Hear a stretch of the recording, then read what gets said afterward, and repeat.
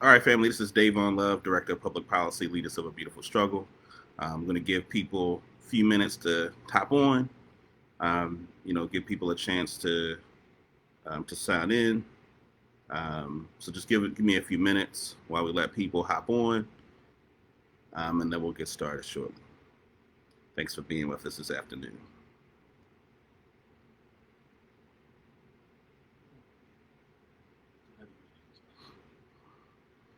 All right, so I see people hopping on. I'll give folks another minute. To sign on. Again, this is Dayvon Love, Director of Public Policy, Leaders of a Beautiful Struggle. For those of you that are already on, thanks for tuning in. Like I said, we'll get started shortly.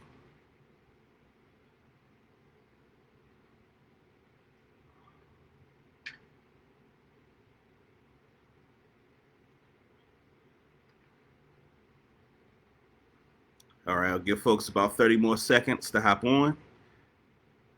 Again, family, this is Dayvon Love, Director of Public Policy, Leaders of a Beautiful Struggle.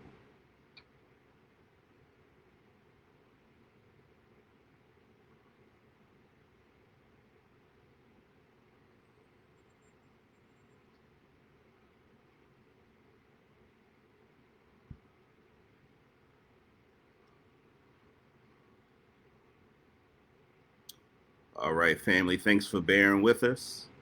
So again, this is Dayvon from Leaders of a Beautiful Struggle, your Director of Public Policy.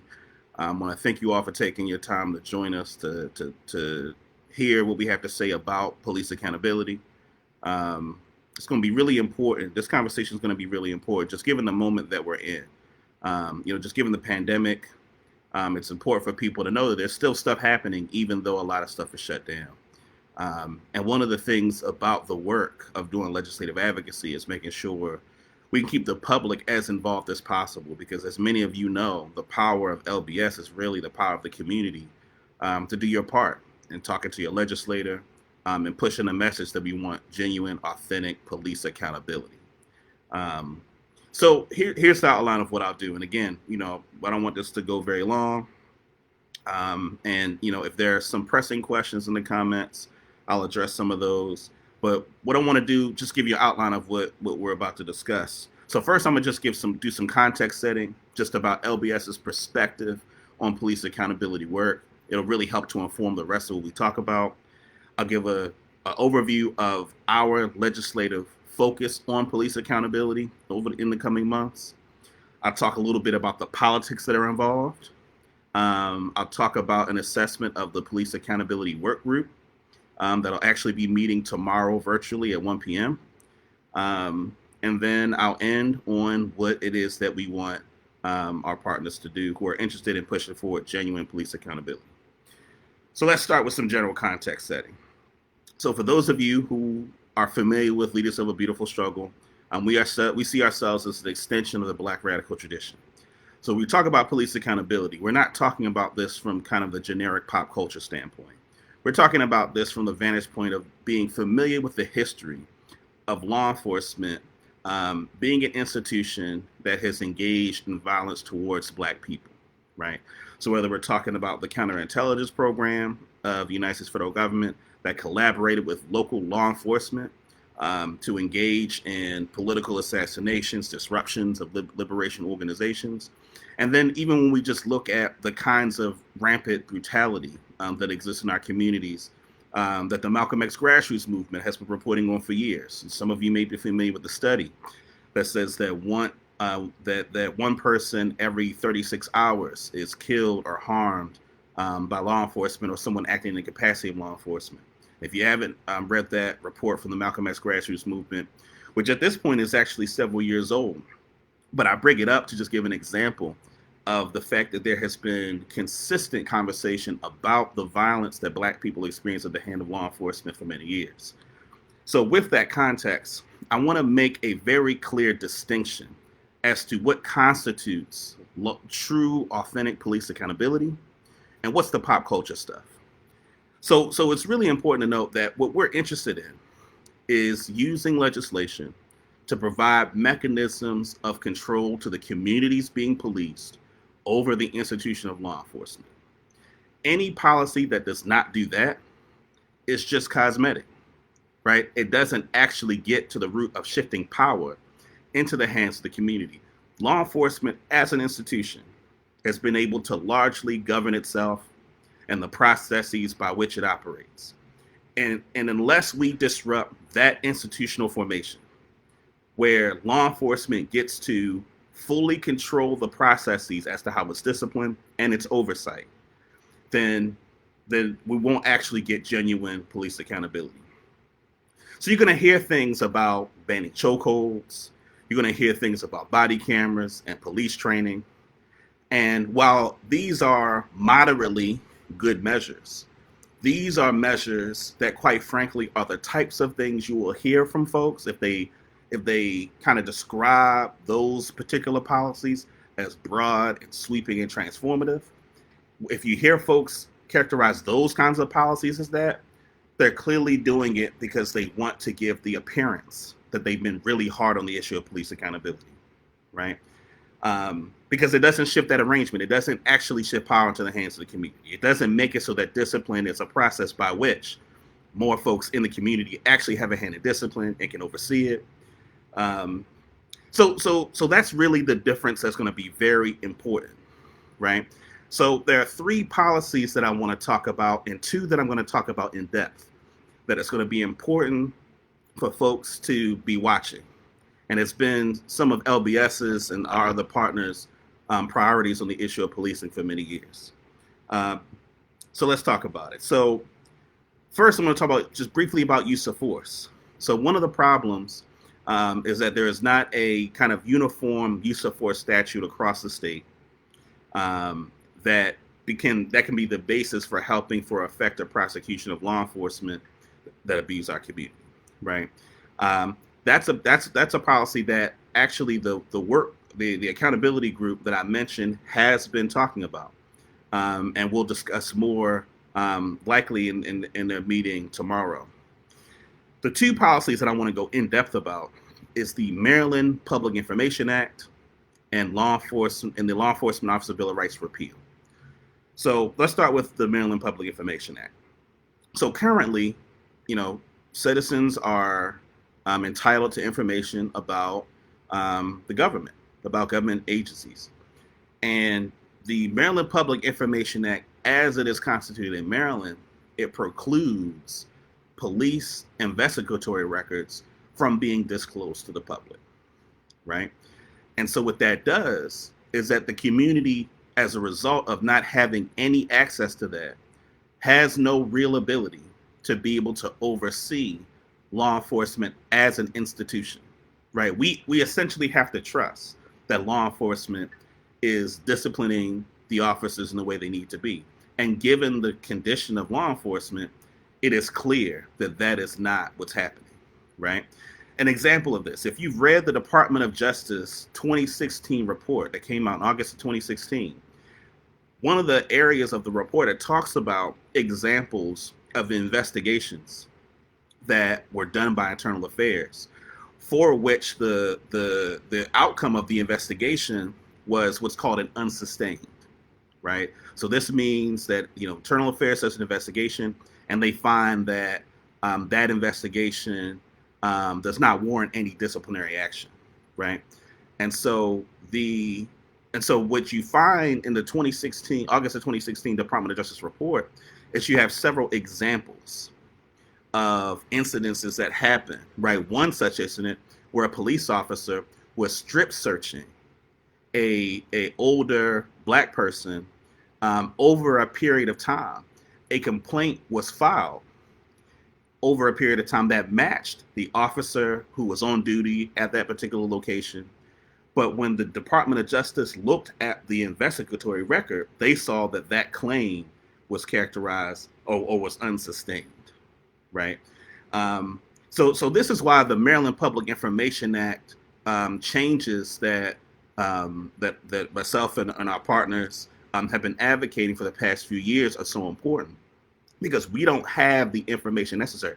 It took the Department of Justice to come in and to do the kind of investigation that we as a community need to have regular access to, right? So that's the Maryland Public Information Act.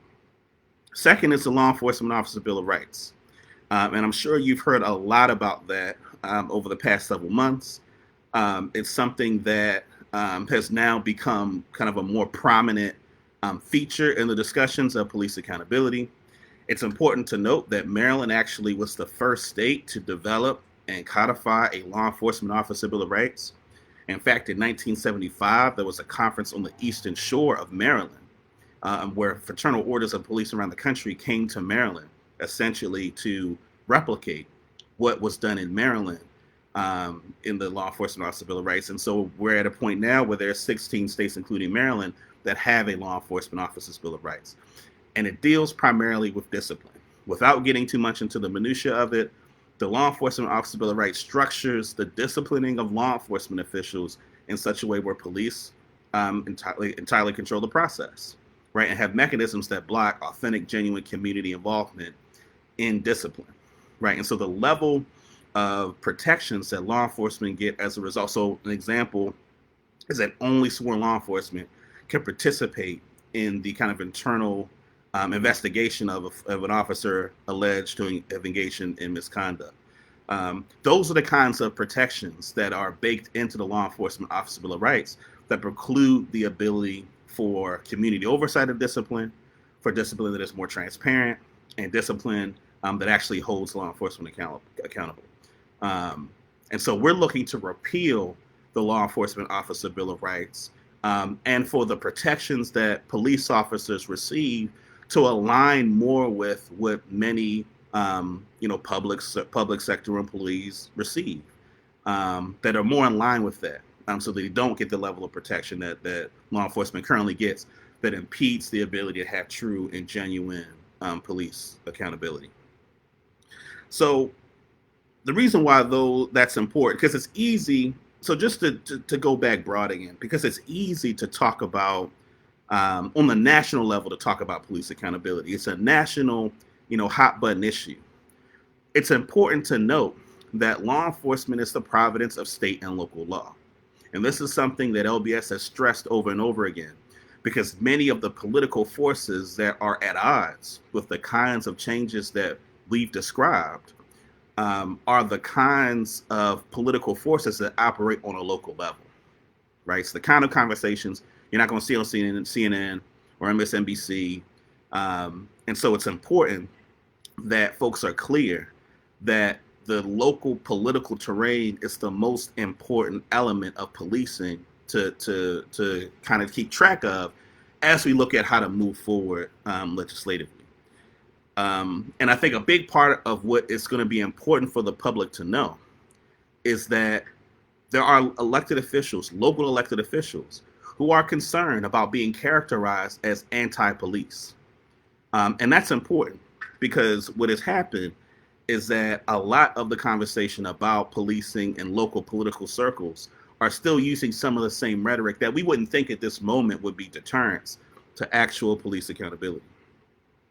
So again, police will only react, the behavior of law enforcement will only change when the power over the processes responsible for discipline and oversight are shifted out of their hands. So let's talk about just some of the larger political dynamics that are at play. Because I think in what's coming up soon in terms of the legislative and political work, we just want to give you our sense of the political landscape. So again, just starting broad, if you follow conversations about, the national election, one of the biggest criticisms you'll get from folks on the left of the Democratic Party is that in many respects, they're governing to the suburbs, right? And I would argue that in Maryland, that's actually a dynamic that is playing itself out in the kind of political legislative landscape. What I mean by that is that there are certain areas within the state of Maryland that politically, we describe them as like purple districts, right? So these are districts where they lean liberal, right? But particularly on issues of violence and safety and public safety tend to be fairly conservative. And the Democratic Party, it's our view at LBS, so the Democratic Party in Maryland has been capitulating to a segment of the population that is not most hard hit by the issue of police brutality. And so what you have is you have an environment where folks are tiptoeing around really addressing the issue of police accountability because they don't want to piss off an electorate that tends to be more conservative. And that's important because I've had conversations with people who say, look, this is such a big problem. Like police accountability now, there's no dispute that it's a huge problem. Why is it hard, still difficult to pass the right kind of legislation to really address these issues? And so I just want people to understand that from a political standpoint, there are folks who have political ambitions, who are navigating this dynamic where there are folks who they don't want to make mad for their own kind of electoral political reasons. And I think we're going to see some of that during session and as we begin to start advocating for these issues in the upcoming General Assembly. I also want to interject something that I think often gets missed in the conversation about police accountability. And that is, I want to make a public safety argument about why police accountability is so important. Because one of the mistakes that the General Assembly has made is that the idea of police accountability has often been framed at odds with or as a contrast to issues of public safety. And I will argue that, in fact, and I think many others would argue, that if you have a police department with the level of corruption that the Baltimore City Police Department is known to have, and I don't want to just pick on Baltimore City's police department, right? Because if we go back to the Maryland Public Information Act, one of the things that I testified in saying during the hearings convened by Chairman Will Smith of the Senate Judicial Proceedings Committee, one of the things that I said was that if I were to ask the legislators, is there a gun trace task force like program or operation happening in the police departments in your district? If I were to ask them that question, their only legitimate answer is, I don't know, right? Because the investigatory records that would allow one to know for certain are foreclosed from the public. With that kind of configuration, there's no real way to expect for the community to trust law enforcement to address the issue of public safety, homicide, and violence that are very real problems in our community. And so in addition to the conversation about police misconduct and brutality, I want to make a public safety argument that if we're serious about addressing issues of violence, when folks do not trust the police, to the extent that folks don't trust the police, it makes it impossible to authentically address the issue of police misconduct. And I want to make that point because I think that's going to be an important point as we think about how to push these pieces of legislation forward. All right. So in terms of commentary about the police accountability work group, just a few things that I think is going to be important.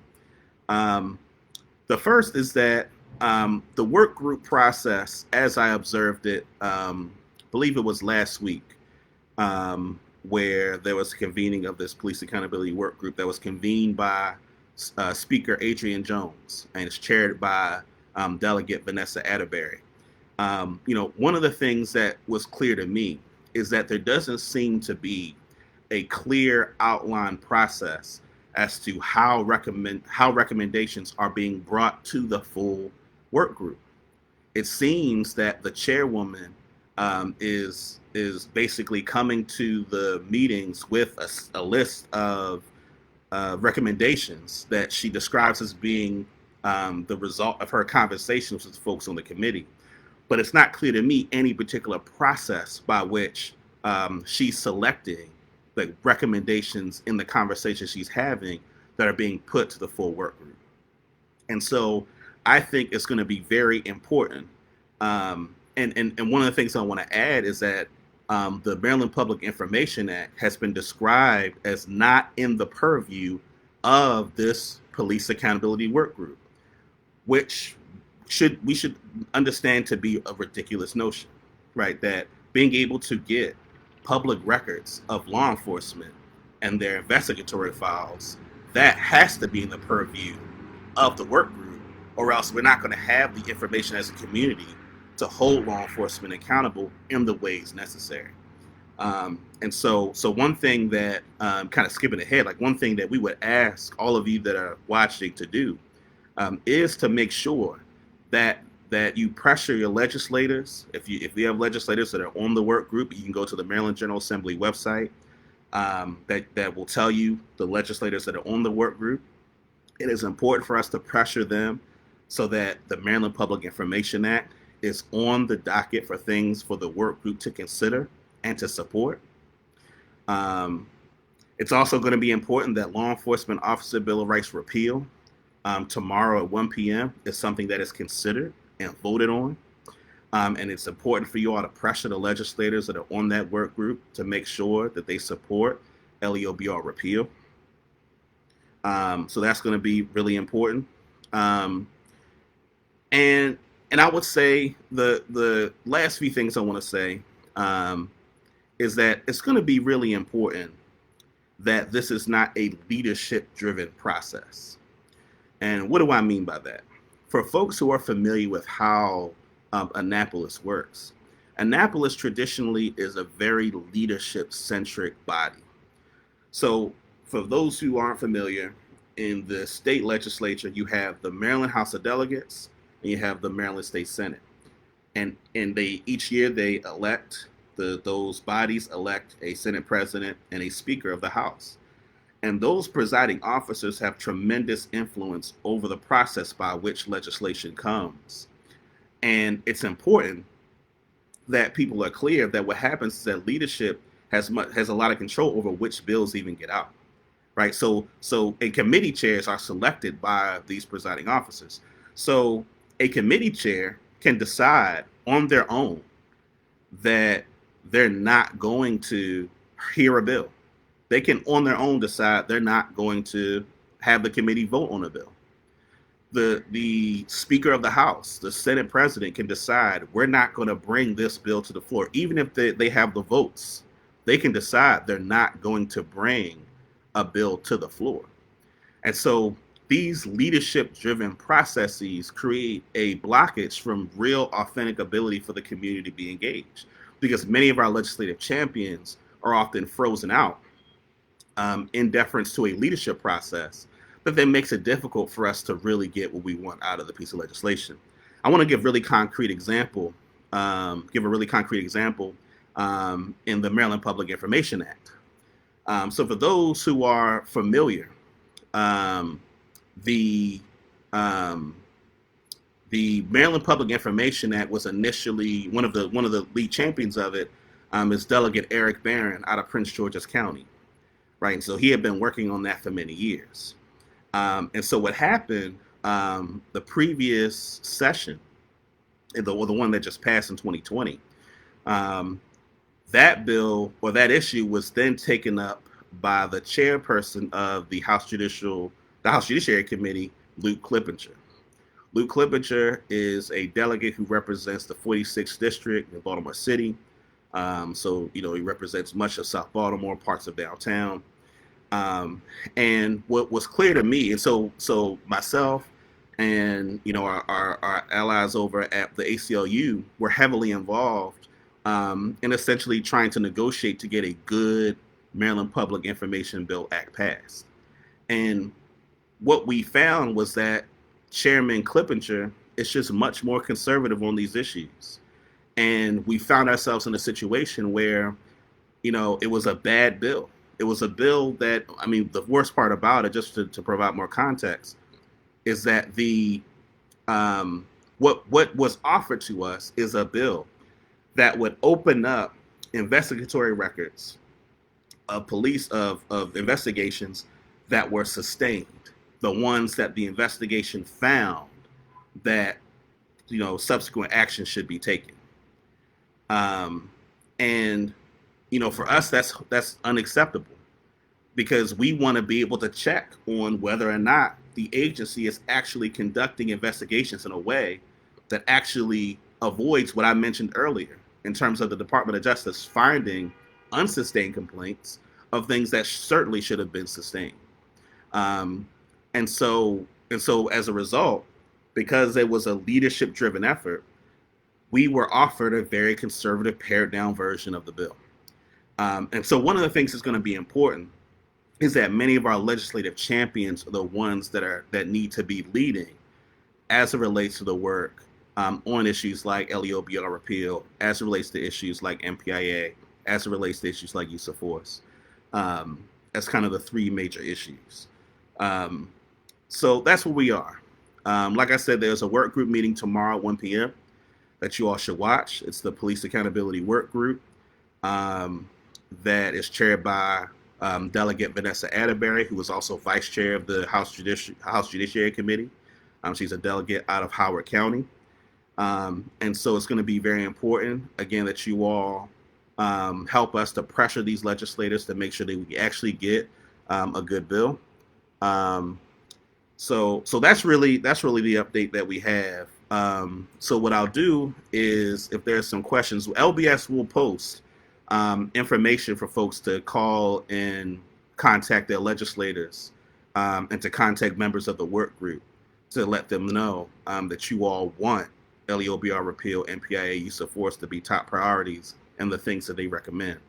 A question about, does LBS have a template for calls and emails to pressure state legislators about MPIA? So there's a question about whether LBS is going to have a template for contacting legislators about this. So what we'll do, as I mentioned a moment ago, what we'll do is we'll produce those and post them tomorrow with the information that folks need. Look back at some of the things that we've posted a few days ago. There's a post that we put up where we write what it is that we want the legislators to push forward. So in the meantime, as we're kind of putting together a template to send out for folks, look back at some of the stuff that we've already posted where we've actually laid out some of what I've laid out today until we get up an exact template for people to just kind of use and send to their legislators. Question about what's the name of the work group? Not sure the exact name. It's the Police Accountability work group in the House. What I'll do, that's something else that we can post on the site. But it should be very. If you Google Maryland Police Accountability Work Group and you go to the news tab, you'll see just a lot of information about that group and how to get to it. If you can't make the meeting tomorrow, will the video be posted to the page? So for folks who can't watch it at 1 p.m., those meetings are recorded and they are actually stored on the Maryland General Assembly's YouTube page. So you can actually go back. So I didn't watch the last work group meeting live. I went back and watched it on YouTube when I had time to watch it. Is LBS communicating or working with the consent decree monitoring team? So there's a question about LBS and working with the Baltimore consent decree team. So these processes, even though there's relationship in terms of dealing with police accountability, these processes are very different. So the consent decree doesn't have the power to require or mandate some of the things that are codified in state law. And this is something that has been really important for people to be clear about. The consent decree can address some of the internal policies and practices of the Baltimore City Police Department. It does not have the authority or power to change the policies that govern the parameters of how those policies are carried out. That is what we need legislative advocacy in Annapolis for, because it's state law that essentially it's state law that has the authority over how those policies are carried out.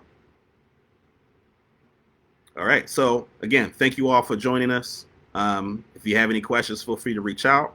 Again, the Police Accountability Work Group is going to be at 1 p.m. tomorrow. Go to the Maryland General Assembly website to get all the information. Thanks for sticking with us. Peace.